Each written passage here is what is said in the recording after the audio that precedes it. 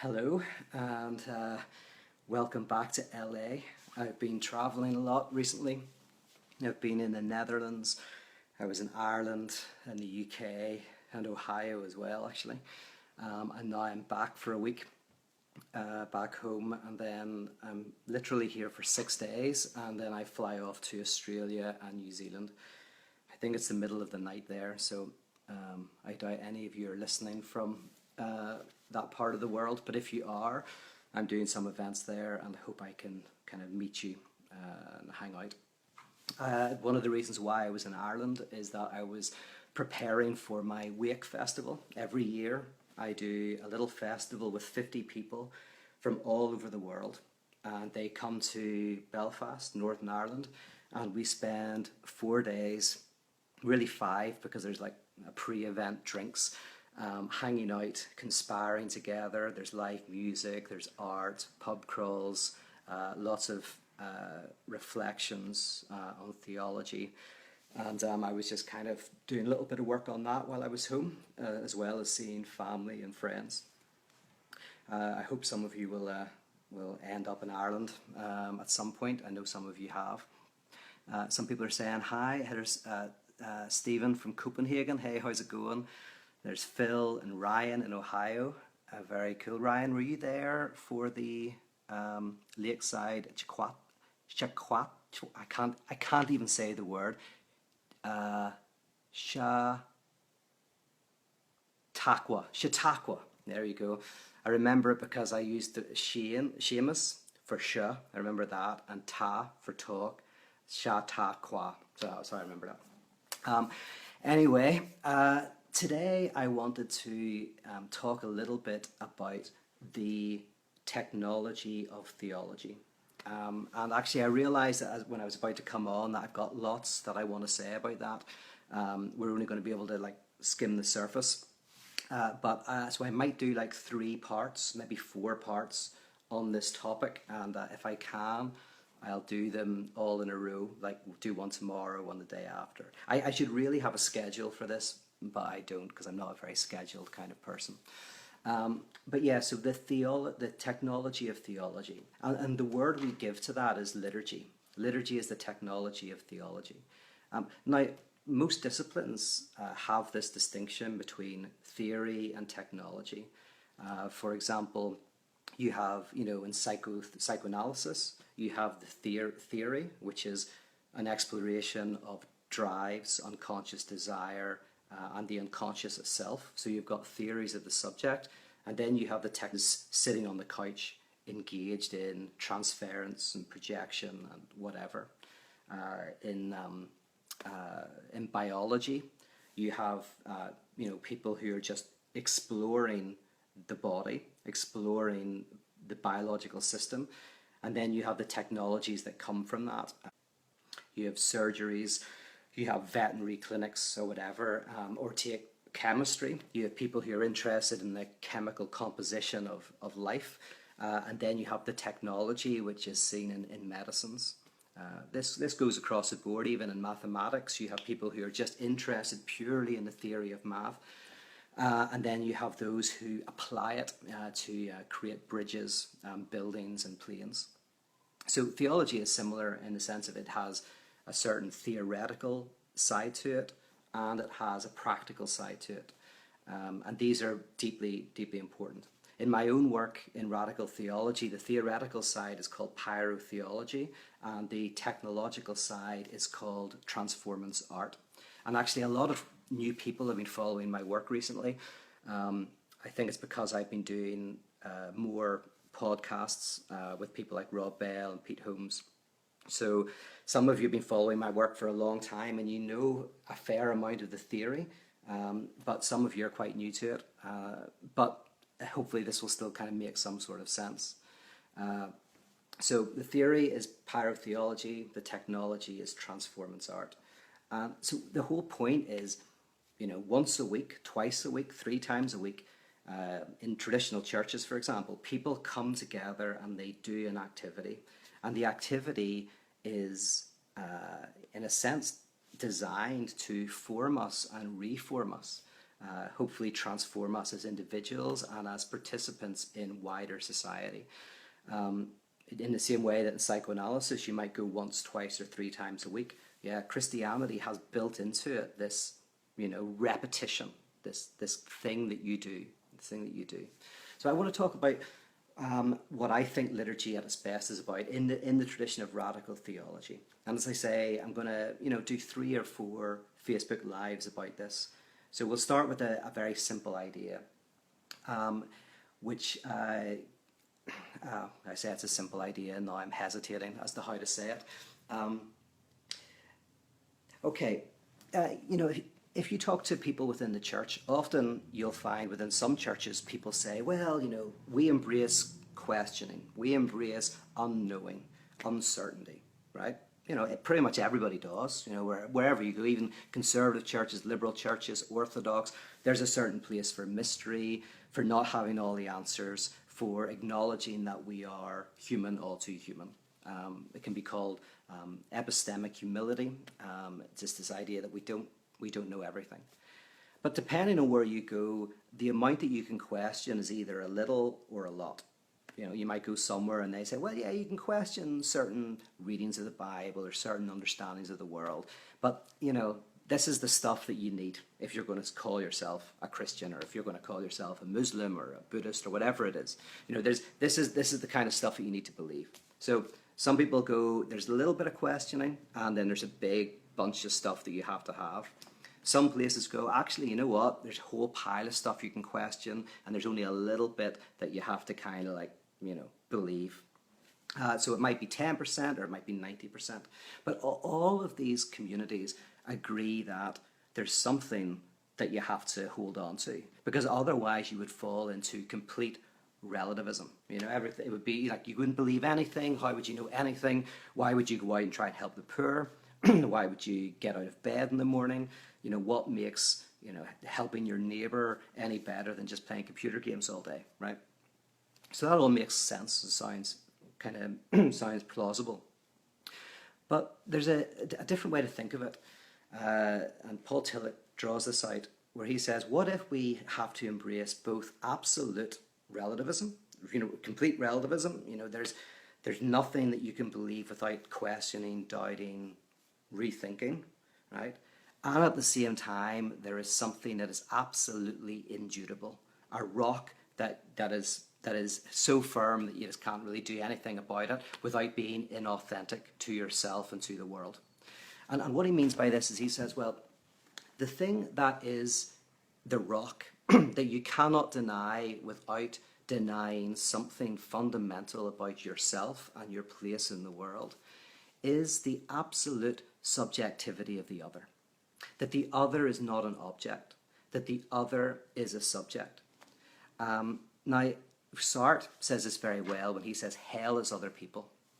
What he means by that is kind of this idea that I feel like I'm the center of my universe. I am a subject and I'm surveying everything around me. I am the Lord and master of all.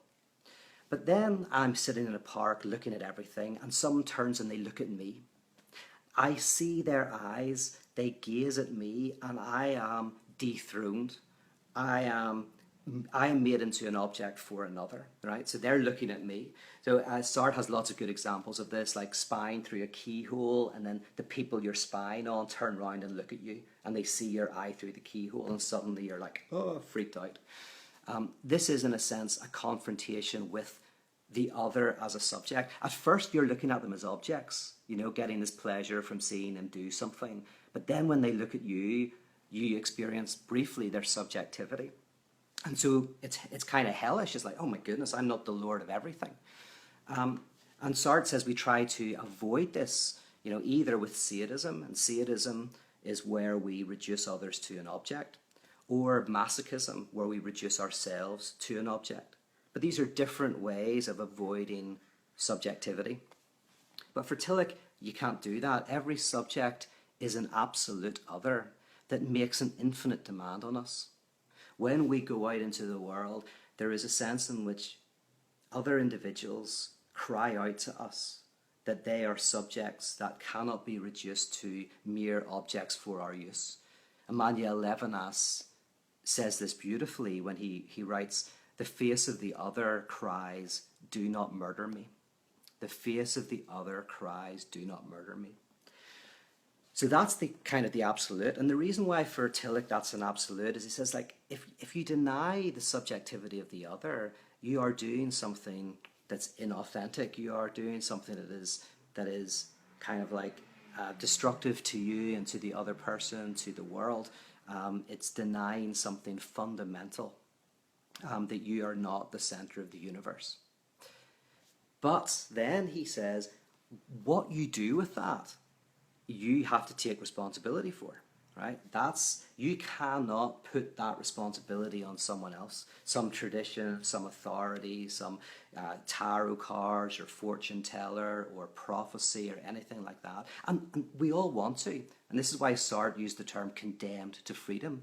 He says, it's not we're liberated in freedom. He says, in a sense, there's a condemnation to freedom, which is that when we experience our own responsibility in the world, it's terrifying.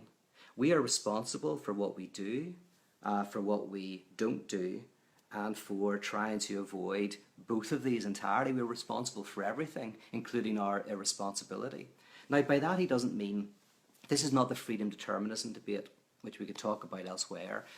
This is about taking responsibility for one's life and actions. It's a centering activity where you take responsibility. I think I might have talked about this elsewhere, but Sartre has a beautiful example where this young guy comes to him and says, my mother is elderly and I feel like I should look after her. But also, it's the First World War. France is under attack. I feel like I need to join, the army and fight against the Germans. And he's looking to Sartre to give him an answer of what to do, whether he plays a very big part of something small or a very small part of something big. And, Sartre uses this as a way of going, well, I think you're scared of taking responsibility for acting, that there is nothing I could say which will, take away your responsibility to decide what you do and to take responsibility for the consequences of that decision.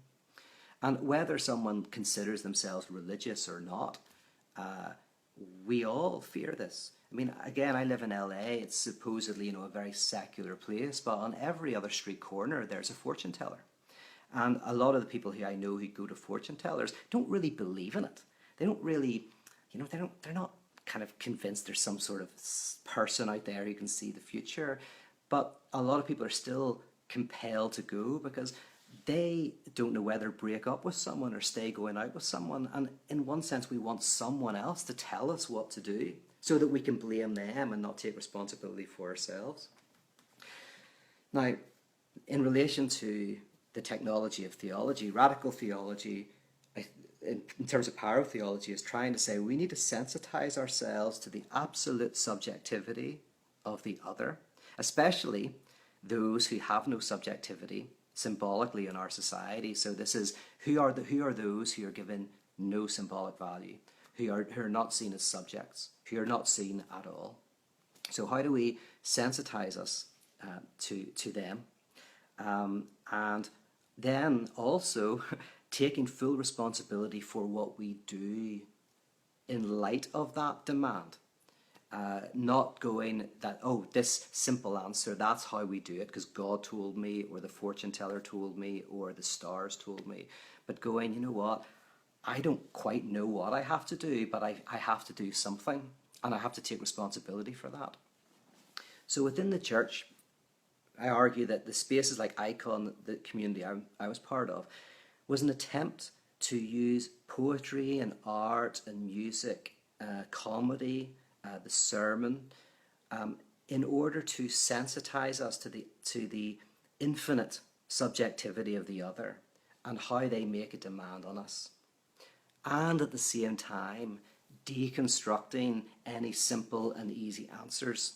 Not so that people no longer knew what to do, but really to say you have to do something. So, for example, we call this suspended space. So it was a performative act. You go, there's neither Jew nor Gentile, slave nor free, male nor female, Republican nor Democrat, for 1 hour in this space.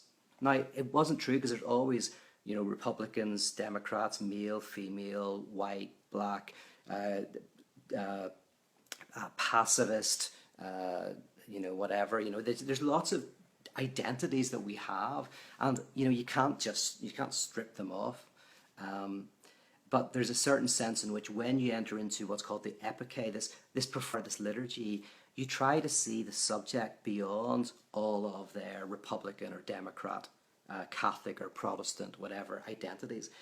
Not that you ignore them and you say they're not there, but you see them as a subject, as a subject with infinite value. And then what happens is when you leave the liturgical space, you take up your identities again. In a sense of, if you're a Republican or a Democrat, and you fight. But now you don't fight as enemies because you've encountered each other in that space where you've seen the person as a subject. And so even if you disagree with them and disagree with them vehemently and fight them vehemently, and that's very, very important, that we engage in passionate discussions, they are based around a shared belief in the absolute value of the other and the need to respond to that in some sort of way.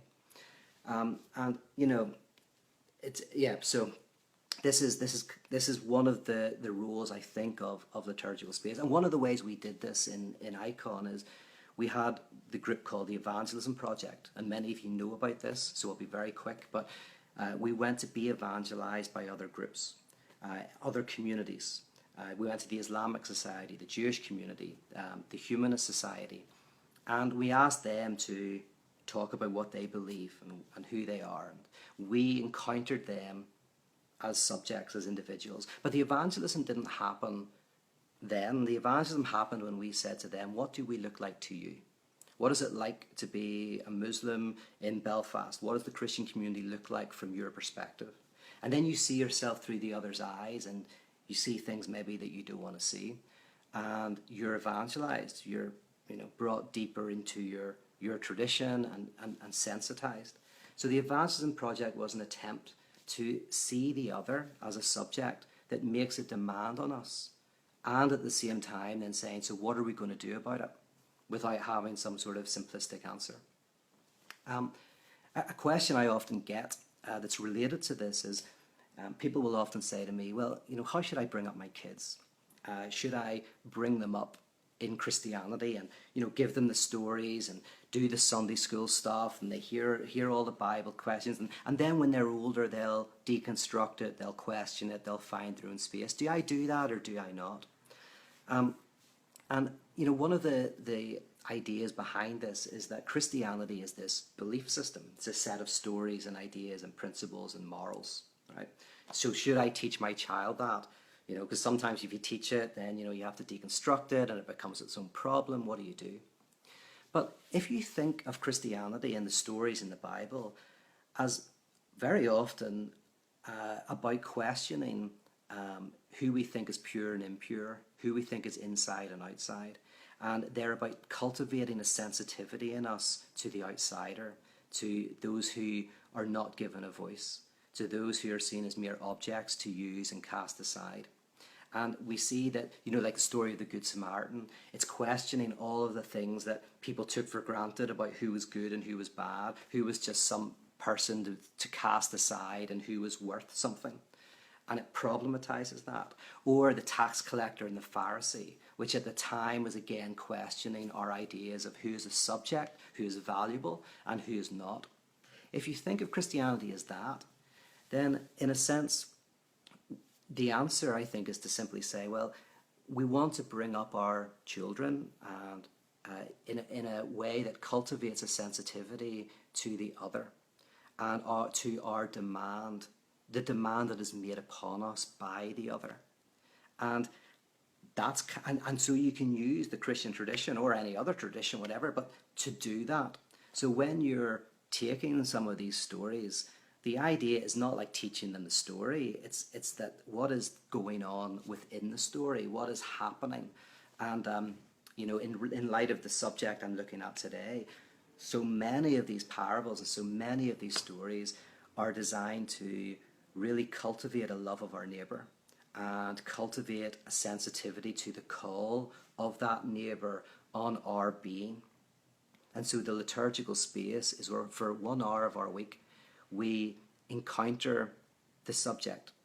And that might be bringing someone in who is seen as an outsider and letting them speak, or having music that draws out some of the political issues that we're dealing with in our various cultures. Having prayers that draw out our responsibility to the other, and sometimes our lack of care for the other. And so this is part of what you do. And why bother doing this once a week or twice a week? Just because otherwise we'll probably become desensitized. Over time, we walk around, we're very prone to treat people as objects.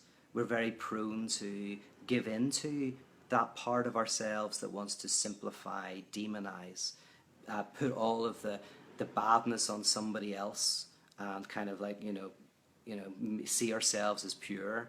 Or we might want to just, check out of society and live a very insular and depressed life. But if we go to a space regularly that tries to draw us out of that into a more three-dimensional type of life, a life in which we hear the call of the other, which you can think of as the call of the divine, the call of the other on us, this is beneficial not just for us as individuals or for us in our families or for us in our relationships, but also for us in our wider society. We can be a force for good. So, okay, that's the first thing I want to cover. Sorry, the bin men are outside, so there's a little bit of noise. I'll have a look over, see if you've got any questions or thoughts or comments on any of that. And then tomorrow, I think I want to look at rituals that help us run from our pain and suffering unknowing, and rituals that help us enter into those things. And I'm obviously an advocate of the latter. Okay, let's see. Lots of people from all over the world. Oh, someone likes the jacket. You like it? That's good. It's my. I always like wearing jackets, but LA is too hot, so this is like the lightest jacket I have. Sounds like Buber, I and Thou, says Zach. Yeah, there's definitely connections with Martin Buber, the German, I think he was German Jewish mystic. Let's see.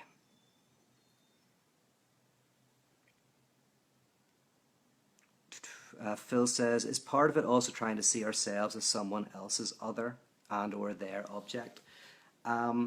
Is part of it also trying to see ourselves as someone else's other?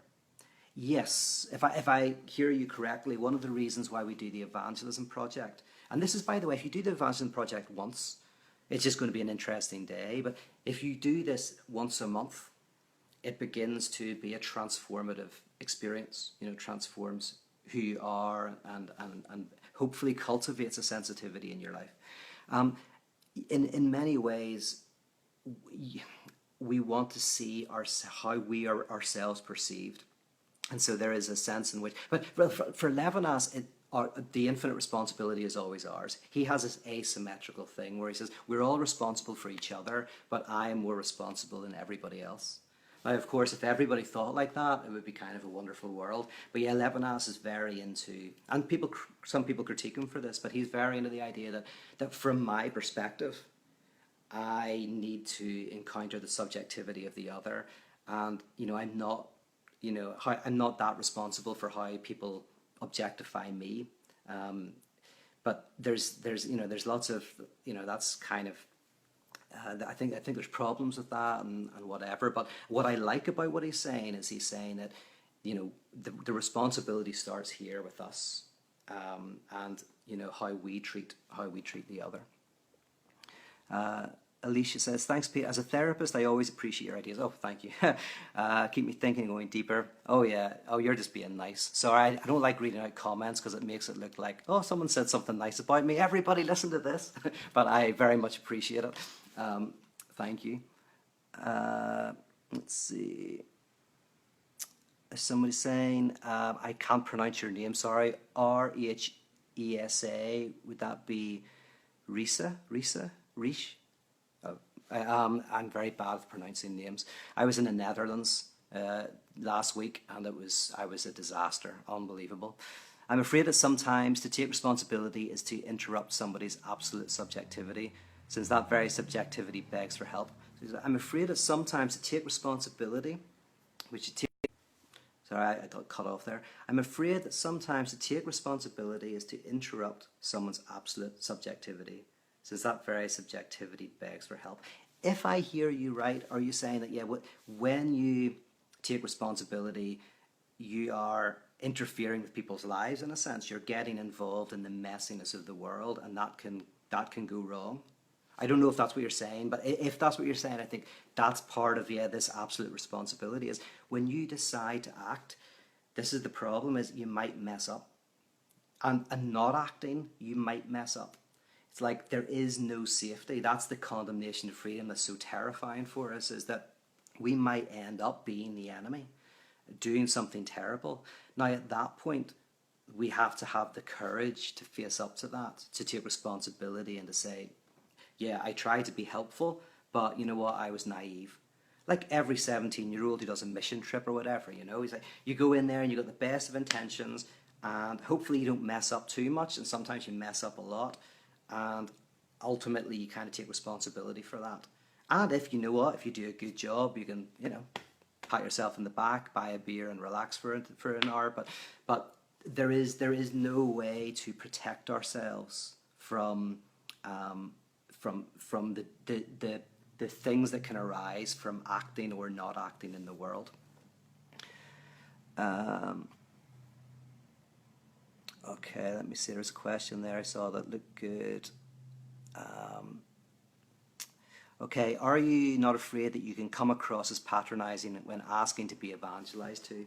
Yeah, I mean, you could do, like, in truth, how we ran the evangelism project is we would just, contact some group and say, this is a group of people, largely from the Christian community, and we would love to kind of learn a little bit about humanism or Jewish tradition or Islamic tradition, but also we're really interested in seeing,